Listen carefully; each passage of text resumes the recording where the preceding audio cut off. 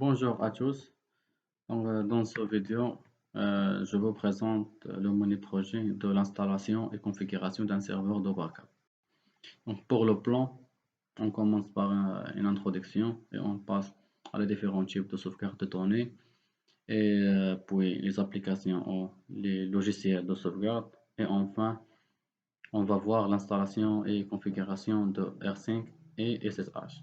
Donc pour l'introduction, quel que soit votre secteur d'activité, le bon déroulement et la continuité de votre entreprise reposent notamment sur ces données. Cela dit, il est impératif d'adopter un moyen de sécurisation efficace pour éviter les fuites et pertes, mais aussi pour faire face aux éventuels piratages en ce qui concerne les données numériques. Donc, tout ça nous amène à penser à la sauvegarde. Donc, c'est quoi la sauvegarde? Donc, la sauvegarde est l'activité qui consiste à copier des fichiers ou des bases de données de manière à les protéger en cas de catastrophe, notamment la défaillance d'un équipement. Donc, on passe à les différents types de sauvegarde de données. Donc, les différents types de sauvegarde existants sont cités comme la sauvegarde complète. Elle consiste à copier l'ensemble de fichiers et dossiers d'un système chaque fois que vous effectuez un sauvegarde complet. Vous stockez entièrement et un nouvel fait la source de données. Et le deuxième type, c'est la sauvegarde incrémentale. Elle effectue d'abord une première copie complète de toutes vos données et chaque sauvegarde qui vient après permet d'enregistrer les modifications apportées depuis la dernière sauvegarde. Et pour le dernier type, la sauvegarde différentielle. Comme avec la sauvegarde incrémentale, la différentielle va effectuer une copie initiale complète de tous vos fichiers et dossiers, mais les prochaines sauvegardes vont permettre de stocker tous les changements apportés depuis votre dernière sauvegarde complète. Et pour mieux réaliser notre sauvegarde, il faudra prendre en considération les points ci-dessous. La taille des supports, la simplicité pour réaliser la sauvegarde et la fiabilité des supports. Donc, on passe maintenant à les applications et aux logiciels de sauvegarde. Donc, pour gagner le temps, vous pouvez lire, par exemple, la définition de Amanda et de Bakila et de AirSnapshot. Et parce que dans cette présentation, on a choisi de travailler avec de R5. Donc, c'est quoi R5? R5 signifie synchronisation à distance. Donc, R5 est utilisé pour effectuer les actions de sauvegarde sur Linux et Linux. L'utilitaire R5 synchronise des fichiers et des répertoires d'un emplacement à l'autre de manière efficace. L'emplacement de la sauvegarde peut se trouver soit sur la machine locale, soit un serveur distant. Pour installer R5, on utilise la commande sudo yum-y install R5. Donc, pourquoi on a choisi de travailler avec R5? Donc, R5 garantit la vitesse. Donc, à la première utilisation, R5 duplique tout le contenu des répertoires depuis la source vers la destination. Les fois d'après, R5 nous transfère vers l'emplacement de destination seulement les blocs ou octets modifiés, ce qui a pour conséquence de rendre le transfert très rapide et offre aussi la sécurité. On utilise SSH. Moins de bandes passants. R5 compresse et décompresse les données bloc par bloc et privilège. Aucun privilège spécial n'est nécessaire pour installer et exécuter R5. Donc on passe maintenant à l'installation de R5. Donc on a besoin de deux machines, machine client et machine serveur pour réaliser la sauvegarde testant. Donc les commandes de l'installation et d'activation de R5 sont yum install r5-y, systemctl star r5t, systemctl enable r5t. Et pour vérifier l'activation, on utilise la commande systemctl status r5t. Donc, c'est l'installation et l'activation réussie, donc l'affichage suivant est apparu. Donc, comme la dernière étape est éditer le fichier /etc dans la machine serveur et on écrit les lignes suivantes et on décommente max connexion égale à 1. Donc la syntaxe de R5 est R5 l'option, le répertoire source et le répertoire destination. Donc pour quelques options, On trouve par exemple -R, option récursive permet de passer en revue un répertoire et tout c'est ce répertoire.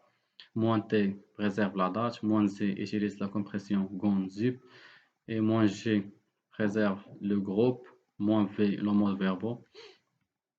Et on trouve -A permet de choisir toutes les options mentionnées.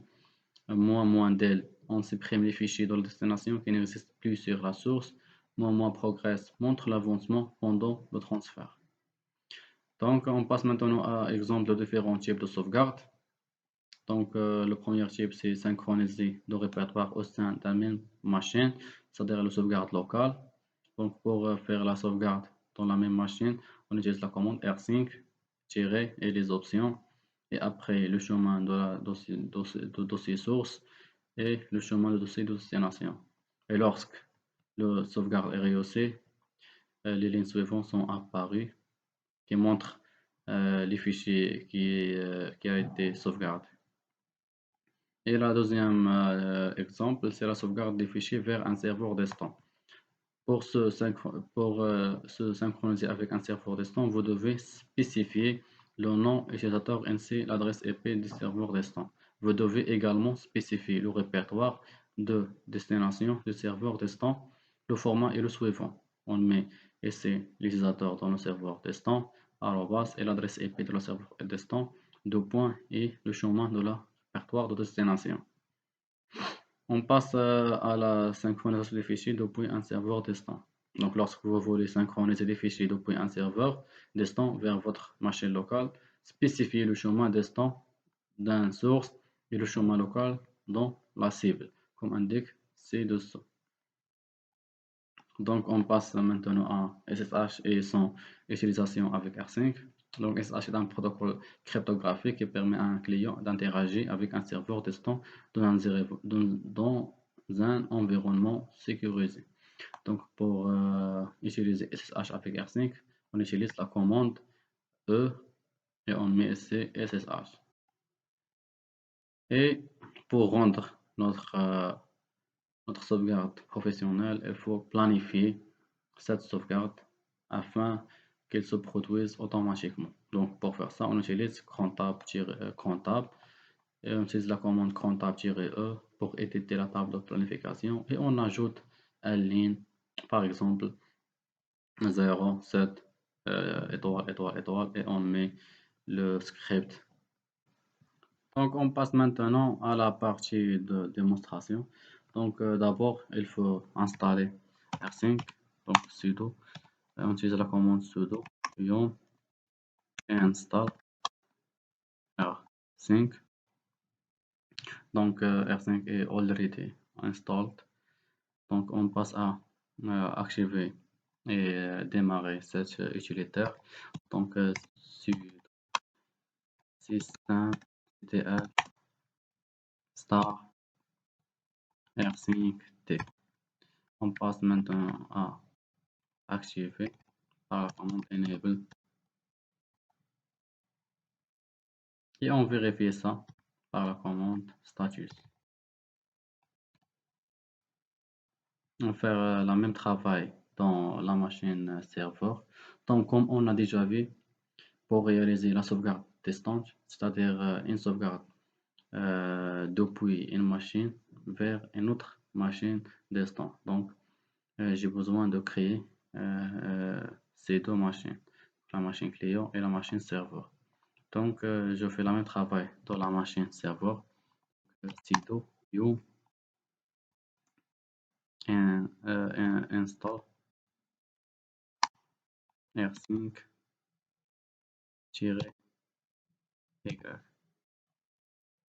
Donc rsync already installed. On passe à activer cet utilitaire. Donc c'est sudo systemctl star rsync d enable rsync t et on vérifie ça par la commande status rsync t. Donc Il ne reste que éditer le fichier de configuration de rsync. Donc, v slash otc slash rsync t.conf. Donc, il faut ajouter les lignes suivantes. Hosts allow égale et on met ici l'adresse IP machine, de la machine client. Donc, IP. Donc, on a la machine, on a l'adresse IP de la machine client, c'est 191, 178, 111, 129. Donc, on met ici l'adresse IP de la machine, and host deny égale à étoile, list égale à true, et ID égale à route, and GIT égale à route, et on décommande la ligne suivante max connection égale à 1. Donc, on passe maintenant à faire un exemple.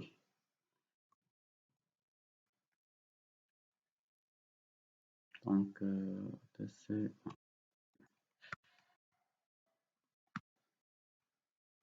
donc, on passe maintenant à faire un exemple de sauvegarde locale.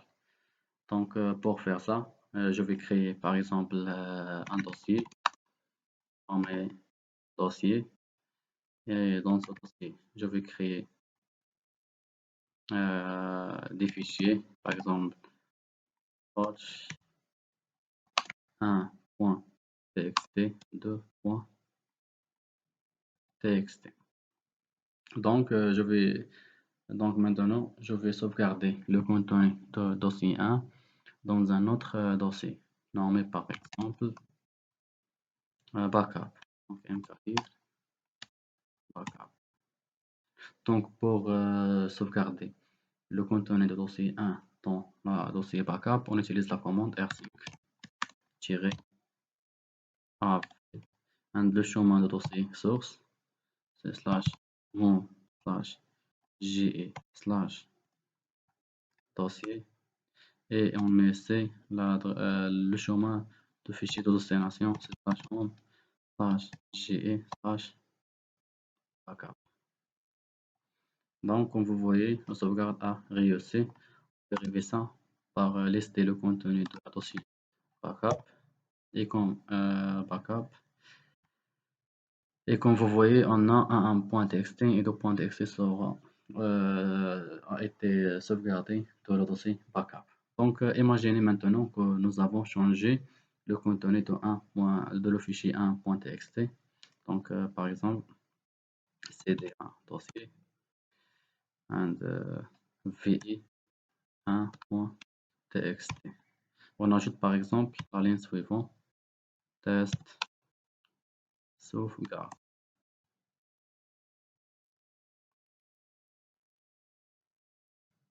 Donc, lorsque nous enregistrons à nouveau, donc seulement le fichier 1.txt sera sauvegardé.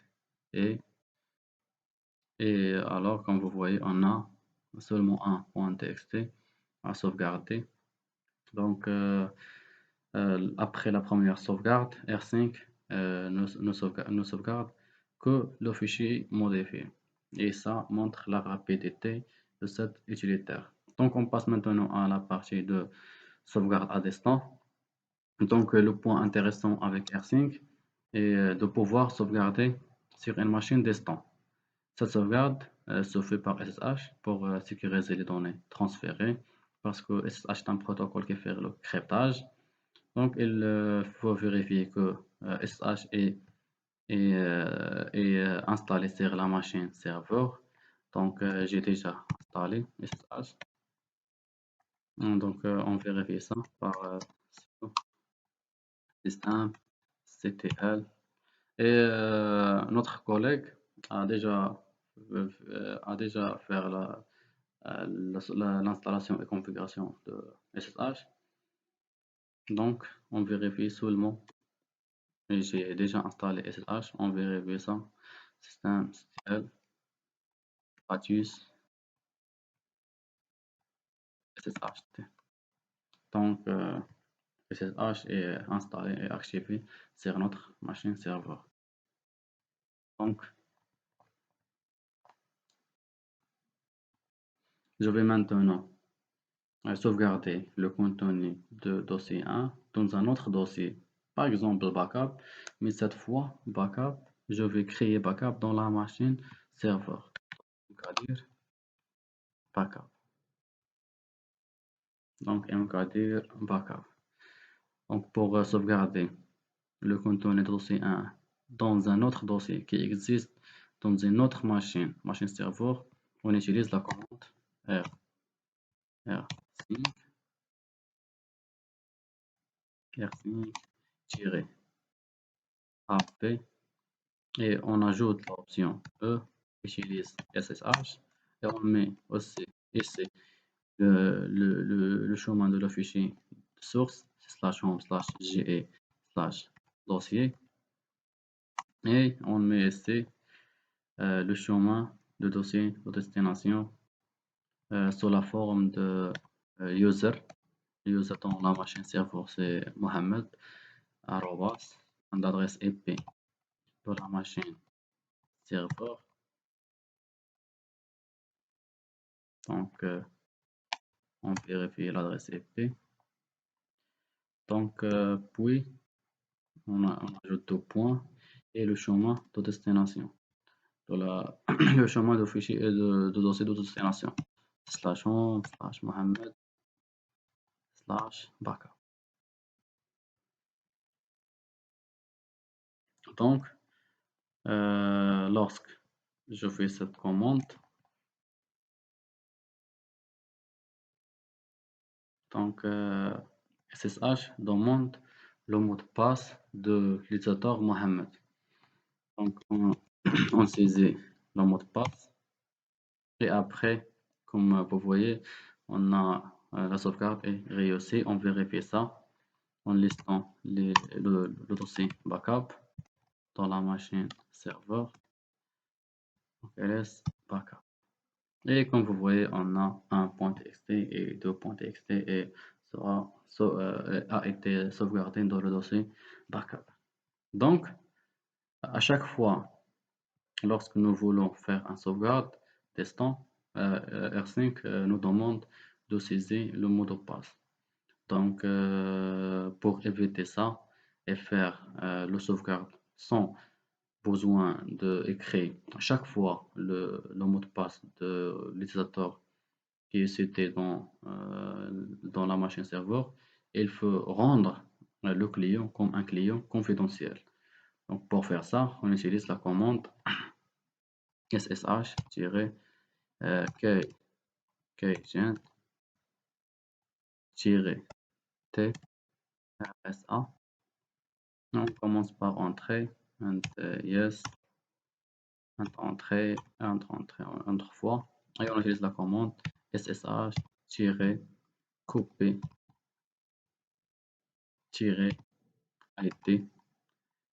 et on met ici l'utilisateur Mohamed arrobas un adresse IP de la machine testant.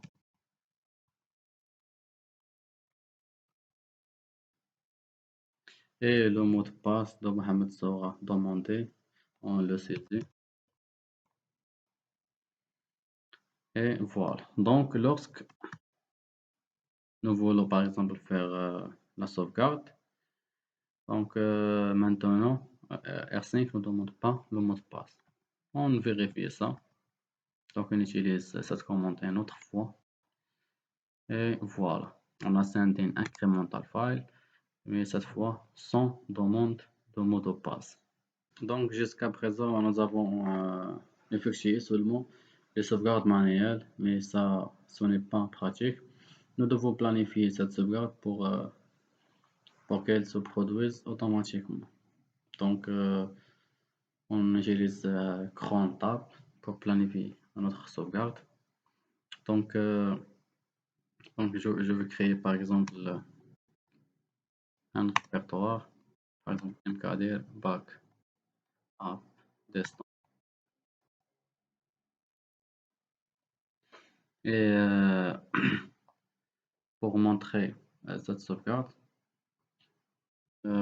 pour faire ça, je vais créer un script backup.sh SH.